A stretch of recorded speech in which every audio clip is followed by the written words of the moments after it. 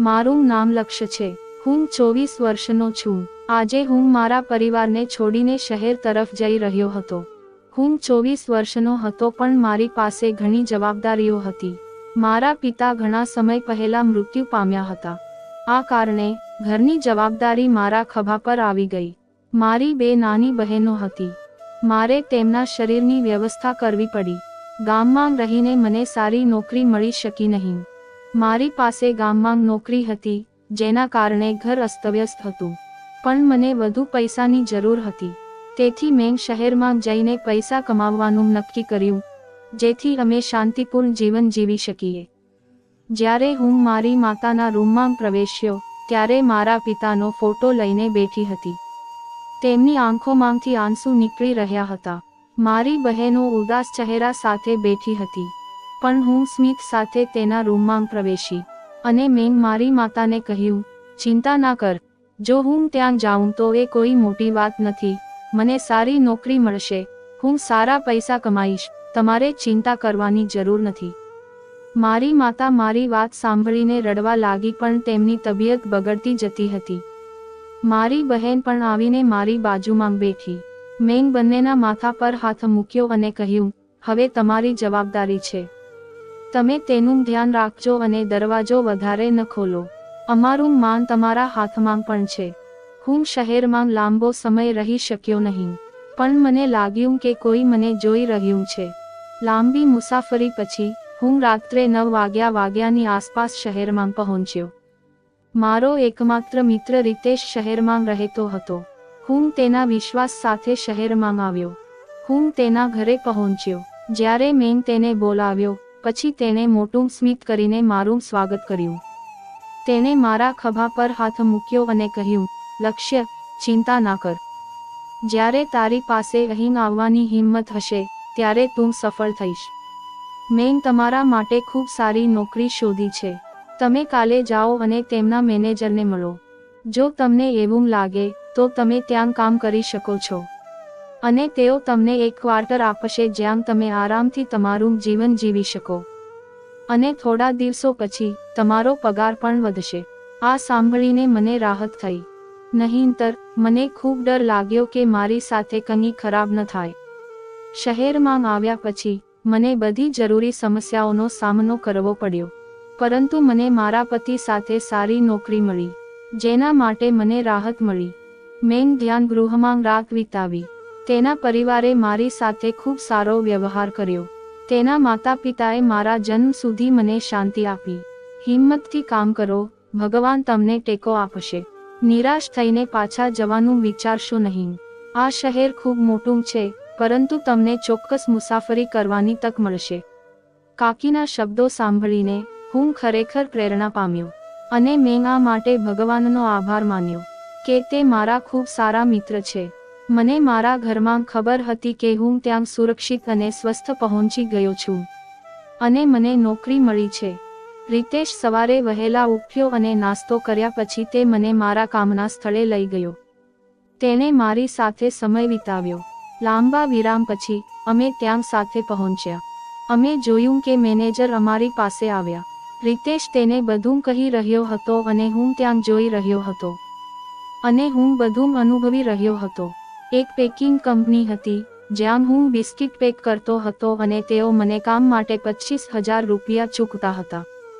તે મારા માટે ઘણું હતું, કારણ કે ગામમાં મારે કામ માટે ફક્ત 10,000 રૂપિયા ચૂકવવા પડતા હતા. પરંતુ હવે હું ભગવાનનો આભાર માનું છું કે આ મારા પગાર કરતાં વધુ છે. તેમણે મને એક ક્વાર્ટર આપ્યું હતું જ્યાં હું શાંતિથી રહી શકું. અને મારી સાથે રૂમમાં કોઈ નહોતું. રીતેશ મને ત્યાં છોડીને ગયો હતો અને કહ્યું હતું કે તે રવિવારે મને મળવા આવશે. મેં પણ સંમતિ આપી. આ ફક્ત એક દિવસ પછી થયું. મેનેજર સાહેબ ખૂબ સારા હતા. તેમણે મને ખૂબ મદદ કરી. તેમણે મને બધું કામ સમજાવ્યું. અને તેમણે મને વચન આપ્યું કે જો હું સારું કામ કરીશ તો મને વધુ પગાર મળશે. મારી આંખો મોટી થઈ ગઈ અને હું તેને આશ્ચર્યથી જોવા લાગ્યો. શું તે ખરેખર મને વધુ પૈસા આપશે?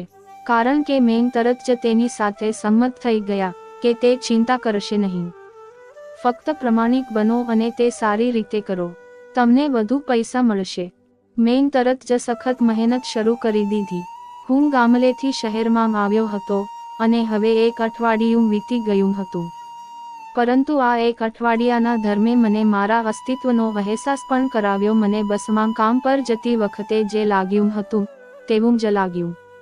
આજે હું કેન્ટીનમાં બેઠો હતો અને અચાનક મને એક સરસ ટ્રે આપવામાં આવી.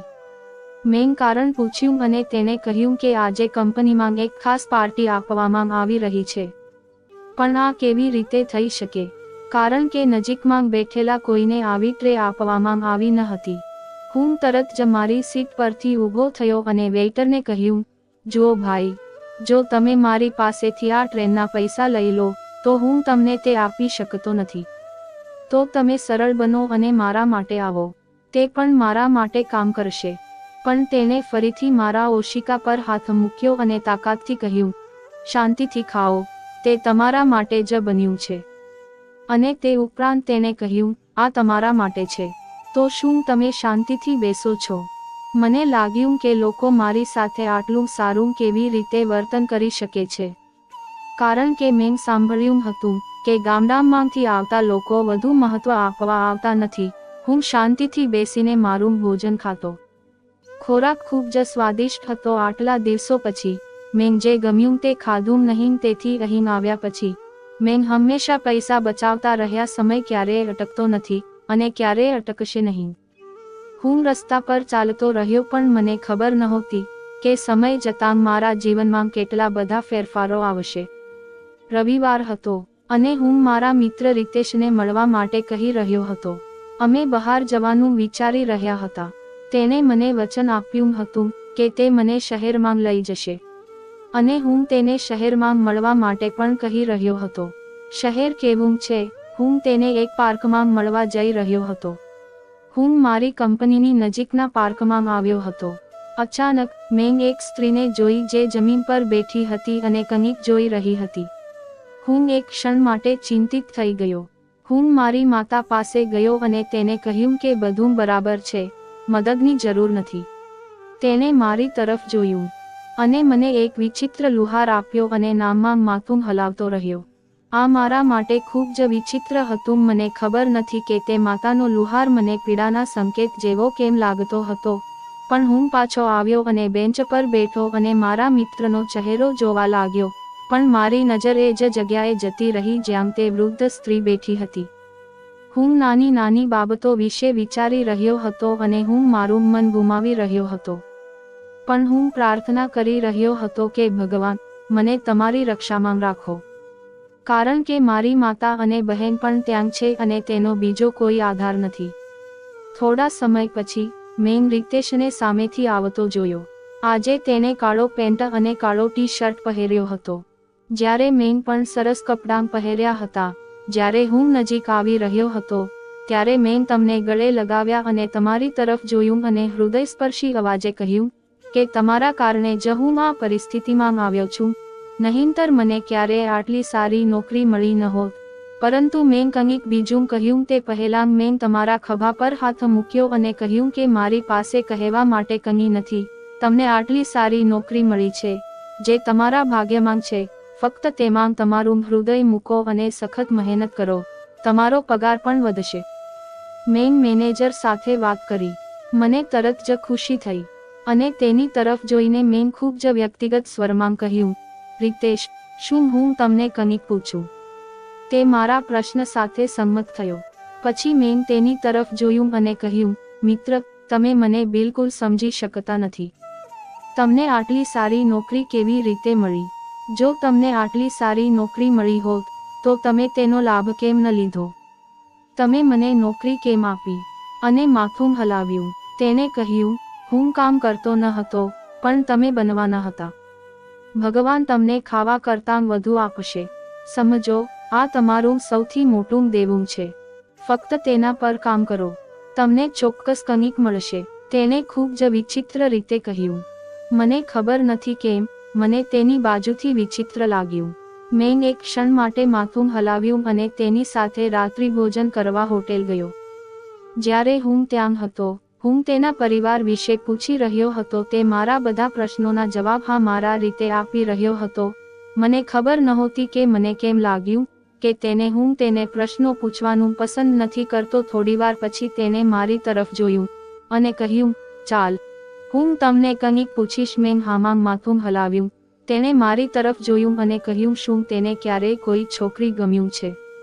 મેં તેની તરફ જોયું અને પછી તેણે હા પાડી. મેં કંઈક બીજું કહ્યું હતું. પહેલા તેણે મારા ગળામાં હાથ મૂક્યો અને કહ્યું, બસ એટલું જ મારે પૂછવાનું હતું, બીજું કંઈ નહીં. ચાલો ખોરાક ખાવા જઈએ. તેણે તરત જ તેના વિશે વાત શરૂ કરી. પણ મને ખબર ન પડી કે મને કેમ એવું લાગ્યું કે તે મારાથી કંઈક છુપાવી રહ્યો છે.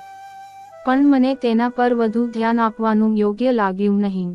અમે સાથે મળીને એક સરસ રાત્રિભોજન કર્યું અને પછી તે મને કંઈક ખરીદવા માટે બજારમાં લઈ ગયો. મેં પહેલા શહેરનું બજાર ક્યારેય જોયું નહોતું. પપ્પા શહેરમાં આવતા અને આપની જરૂરિયાતનો સામાન લાવતા. હું ક્યારેય શહેરમાં આવવા માંગતો નહોતો. મારા મનમાં ક્યારેય આવી ઈચ્છા નહોતી. પણ સંયોગથી મારા પ્રિય ગામ, મારી મૂળ માટી અને મારા વતની લોકોએ મને ત્યાંથી જવા માટે મજબૂર કરી દીધો. રિતેશ મને રાત્રે 10 વાગ્યાની આસપાસ મારા રૂમમાં છોડી ગયો. પણ આજે રિતેશનું વર્તન ખૂબ જ વિચિત્ર હતું. મને ખબર નથી કેમ, પણ મને કંઈક ખોટું થયું હોય તેવું લાગ્યું. આજે ખૂબ જ વિચિત્ર દિવસ હતો. પહેલા મારે મારી વૃદ્ધ માતાને મળવું પડ્યું અને પછી રિતેશની આ બધી વિચિત્ર હરકતો મારા માટે બોજ બની રહી હતી. પણ મને ખબર ન પડી કે હું ક્યારે ધુમ્મસમાં ખોવાઈ ગયો. બીજા દિવસે સવારે હું ફરી જાગી ગયો અને જ્યારે હું રૂમમાંથી બહાર આવ્યો ત્યારે એક કાગળ જમીન પર પડેલો હતો. મેં આશ્ચર્યથી કાગળ તરફ જોયું કે તેને કોણે ત્યાં મૂક્યો છે. મેં તરત જ તેને નીચે મૂક્યો અને કાગળ મારા હાથમાં મૂક્યો અને તરત જ દરવાજો ખખડાવવાનો પ્રયાસ કર્યો. કારણ કે હું કંપની જવાનો હતો. પણ તે કાગળ હાથમાં લેતી વખતે મને લાગ્યું કે મને ખબર જ નહોતી કે તે પૈસા છે. મેં કાગળ ખોલ્યો અને અંદર જોયું તો મારી આંખો આશ્ચર્યથી ભરાઈ ગઈ. કારણ કે પાકીટમાં હજારો રૂપિયાની નોટો હતી. અલબત્ત હું 24 વર્ષનો નહોતો, પણ મેં ક્યારેય આટલા પૈસા મારા હાથમાં રાખ્યા નહોતા. મેં દરવાજો ખોલ્યો અને અંદર ગયો. મેં બહાર જોયું પણ કોઈ નહોતું. પછી મેં પૈસા નાખવાની હિંમત કરી. રકમ 1 લાખની નજીક હતી. આ જોઈને મારી આંખો પહોળી થઈ ગઈ. મને રિતેશને ફોન કરીને આખી વાત કહેવાનું મન થયું, પણ હું ચૂપ રહ્યો. મને ખબર નહોતી કેમ મને રિતેશને આ બધું કહેવાનું મન ન થયું. મેં વિચાર્યું કે જો મેં રિતેશને આ બધું કહ્યું તો તે વિચારશે કે મેં પૈસા ચોર્યા છે. પણ એવું નહોતું. મેં ચૂપચાપ મારી બચતમાં પૈસા રાખ્યા અને રૂમમાં ફેંકી દીધા અને કામ પૂરું થયું. પણ મને કોઈ રાહત ન મળી. હું વિચારતો રહ્યો કે આ પૈસા કોઈ બીજાના છે. મેં આ પૈસા 2 ભાગમાં કાપી નાખ્યા હતા. વેઇટરે ફરીથી મને માંસનો ખૂબ જ સરસ ટુકડો કાપી નાખ્યો અને મને ફરીથી આશ્ચર્ય થયું.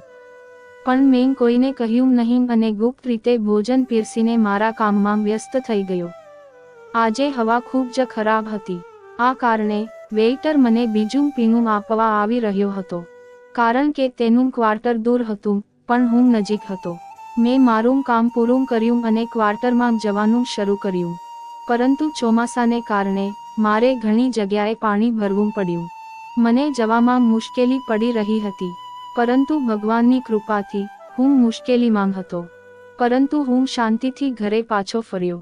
મેં ક્વાર્ટરનો દરવાજો ખોલ્યો અને અંદર પ્રવેશ કર્યો. ફરી એકવાર હું પૈસા પાસે ગયો અને તિજોરી ખોલી અને મને તે દેખાવા લાગ્યું. મેં શહેરમાં હજુ સુધી કોઈ મિત્ર બનાવ્યા ન હતા. હું કોઈને આ વિશે કહેવા માટે કહી રહ્યો હતો. એક ક્ષણ માટે મને લાગ્યું કે હું મારી માતાને ફોન કરીને બધું કહીશ. પણ તે મારા વિશે શું વિચારશે? તેથી મેં કંઈક કહેવાનું નક્કી કર્યું. મેં આજે ક્વાર્ટરનો દરવાજો ખુલ્લો રાખ્યો હતો. વરસાદને કારણે મારું ઘર ભીનું થઈ ગયું હતું. મેં વિચાર્યું કે પવનની મદદથી મારું ઘર સુકાઈ જશે. પણ જ્યારે મેં મારા દરવાજા પાસે કોઈને પડેલું જોયું ત્યારે મને થોડો ડર લાગ્યો. મેં નજીક જોયું પણ કોઈ મારા દરવાજા પાસે આવી શક્યું નહીં. કારણ કે મારો ઓરડો થોડો ઊંચો હતો. કોઈ મારા દરવાજા સુધી પહોંચી શક્યું નહીં. કોઈ મારા દરવાજા સુધી ચઢી શક્યું નહીં. હું દરવાજા પાસે ઊભો હતો પણ હું આવી શક્યો નહીં. હું મારી સામેની વ્યક્તિને જોતો રહ્યો, કારણ કે તે પુરુષ નહીં પણ સ્ત્રી હતો. તેની પાસે કપડાં નહોતા અને તેના શરીરથી પીડા થતી હતી. તે સંપૂર્ણપણે ડરી ગઈ હતી અને તેની નજર રસ્તા પર હતી. મેં તેની તરફ જોયું અને સ્વરમાં પ્રશ્ન પૂછનારને પૂછ્યું, શું થયું? બધું બરાબર છે, તમે ઠીક છો? સ્ત્રી તરત જ મારી પાસે ગઈ અને ચૂપ થઈ ગઈ. પણ તે સ્ત્રી નહોતી, પણ 20 વર્ષની ખૂબ જ સુંદર છોકરી હતી. તે ખૂબ જ સુંદર હતી. શું થયું? તું પાણીમાં ફસાઈ ગઈ છે કે બીજું કંઈક છે? તેણે મારી તરફ જોયું અને કહ્યું. અચાનક તેણે મારી સાથે હાથ મિલાવ્યા અને કહ્યું, ભગવાન માટે મને મદદ કરો, મને ખૂબ ચિંતા છે. હું ઓફિસથી ઘરે જઈ રહી હતી પણ રસ્તામાં કેટલાક ગુંડાઓ મારી પાછળ આવી રહ્યા હતા. મને ખૂબ ડર લાગે છે. મારું ઘર ખૂબ દૂર છે. શું હું તમારા ક્વાર્ટરમાં આવી શકું? જેમ હું કહી રહી હતી તેમ હું ભૂલી ગઈ હતી કે મારા ઘરમાં એક ઘર છે. સ્ત્રીને આશ્રય આપવો કે નહીં, પણ મારી માનવતા હજુ પણ જીવંત હતી અને મેં તરત જ મારા ઘરનો દરવાજો ખોલ્યો. મેં કહ્યું, તમારે ચિંતા કરવાની જરૂર નથી. તમે ઈચ્છો ત્યાં સુધી મારા ઘરમાં રહી શકો છો. મેં એટલું કહ્યું કે હું તરત જ ઘરમાં પ્રવેશી. મેં તેને ટુવાલ આપ્યો અને તેના વાળ સુકાઈ રહ્યા હતા. મેં તેને પૂછ્યું કે તે આટલી મોડી રાત્રે કેમ ગઈ? તમારે જાણવું જોઈએ કે હવામાન કેટલું ખરાબ છે. તેણે મારી સામે જોયું અને કહ્યું, મેં એ જ ખોટું કર્યું. આજે મારે ઘણું કામ હતું, તેથી મારે મોડે સુધી જાગવું પડ્યું. પણ મને ખબર નહોતી કે આ ગુંડાઓ મારો પીછો કરશે. મેં મારું માન બચાવવા માટે ખૂબ પ્રયાસ કર્યો. હું આજે રાત્રે તમારા ક્વાર્ટરમાં રહીશ અને સવારે નીકળી જઈશ. હું તમને પૈસા આપવા તૈયાર છું. મેં કહ્યું, ના. હું એટલી બેશરમ નહોતી કે મેં કોઈ છોકરી પાસેથી પૈસા માંગ્યા. તું મારા રૂમમાં સૂઈ શકે છે. હું અહીં દરવાજા પાસે સૂઈશ. મારો ઓરડો બહુ મોટો નહોતો. એક નાનો ઓરડો હતો જ્યાં હું રહેતી હતી, અને પછી એક નાનું રસોડું હતું જ્યાં મેં મારા માટે વાસણ બનાવ્યું. તે છોકરીએ કહ્યું, ના ના, તું તારા રૂમમાં આરામ કરી શકે છે. હું તને તકલીફ નહીં આપું. હું અહીં સૂઈશ. પણ મારી 2 બહેનો પણ ત્યાં હતી. હું એક સ્ત્રી હતી જે મરવાની તૈયારીમાં હતી. તો આજે જો હું કોઈની બહેન કે દીકરીને મદદ કરું છું, તો ભગવાન એવું નહીં કહે કે જો હું આ સમયે આવી હોત, તો ભગવાનની મદદથી મારી બહેનોને પણ મદદ મળી હોત. આ બધું વિચાર્યા પછી મેં તે છોકરીને બળજબરીથી મારા રૂમમાં મૂકી અને સોફા પર બેઠી અને તે છોકરી વિશે વિચારવા લાગી. આજે મને ખૂબ દુઃખ થયું કે પુરુષમાં કેટલા પ્રાણીઓ હોય છે. જો તમે માનવતાને બચાવવા માંગતા હો તો તમે કંઈ પણ કરી શકો છો. અને જ્યારે તમે પ્રાણીઓને બચાવવા માંગતા હો તો તમે એક છોકરીનું જીવન બરબાદ કરી શકો છો. પછી હું મારું મન ગુમાવી બેઠો. હવે મારા વિચારો 1 લાખ પર કેન્દ્રિત હતા. અને તે સવારે મને વહેલા આવ્યો હતો. ઘણી વાર મને લાગ્યું કે મારે તે પૈસા દાનમાં આપવા જોઈએ. કોણ જાણે, તે મારા માટે 1 પૈસો પણ હોઈ શકે છે. પછી મને લાગ્યું કે મારી પણ 2 બહેનો છે. હું તેમની સાથે લગ્ન કરવા માંગુ છું અને મારે તેમના દહેજ માટે ઘણા પૈસા ચૂકવવા પડશે. જેના કારણે મને ખબર ન પડી કે હું કેવી રીતે ખૂબ સ્વાર્થી બની ગઈ છું. હવે આ બધા વિચારો ગાઢ નિંદ્રામાં દૂર થઈ ગયા. મધ્યરાત્રિની આસપાસ, મધ્યરાત્રિએ, મને લાગ્યું કે કોઈ મને ખૂબ ધ્યાનથી જોઈ રહ્યું છે. મેં આસપાસ જોયું અને નજીકથી જોયું. મેં એક ક્ષણ માટે દરવાજામાંથી દરવાજો જોયો અને જોયું કે મારો દરવાજો પણ બંધ હતો અને તે છોકરી અંદર શાંતિથી સૂઈ રહી હતી. હું ફરીથી સૂઈ ગયો પણ મને ખબર નહોતી કે કુદરત મને કોઈ સંકેત આપવા માટે કહી રહી હતી, જેને મેં અવગણી અને કદાચ આ મારી સૌથી મોટી ભૂલ હશે. રાત થોડી પસાર થતી ગઈ. આજે સવારે 10 વાગ્યાની આસપાસ મારી આંખો ખુલી ગઈ. મને ખબર નહોતી કે કેમ આજે હું ખૂબ જ અસ્વસ્થ હતો. નહીંતર હું સવારે 9 વાગ્યા કે 8 વાગ્યે સૂઈ ગયો હોત. પછી હું મારા રૂમમાં સૂતી છોકરી પાસે ગયો. સવારે જ્યારે હું જાગી ત્યારે મેં સૌથી પહેલા તેના વિશે વિચાર્યું.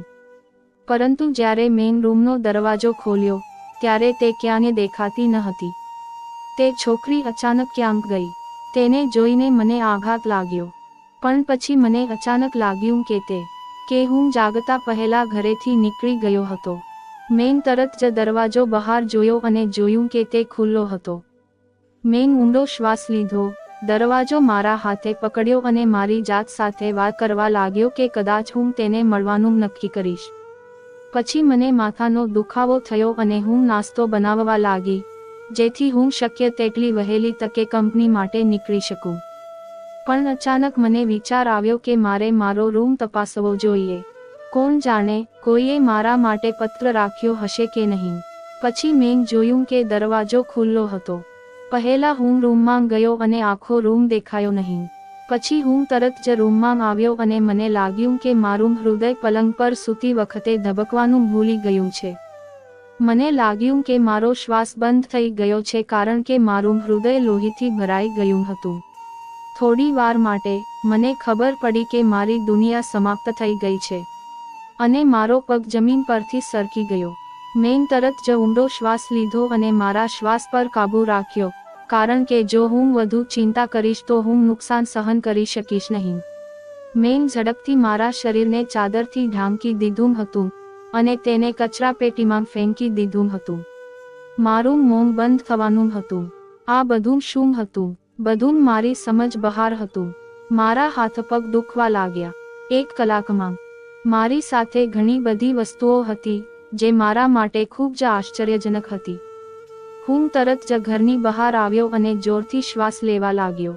હું હમણાં આગળ વધી રહ્યો હતો તે પહેલાં પોલીસની ગાડી મારા ઘરના દરવાજા પર આવી ગઈ હતી. તેઓએ મને સમજવા દીધો નહીં.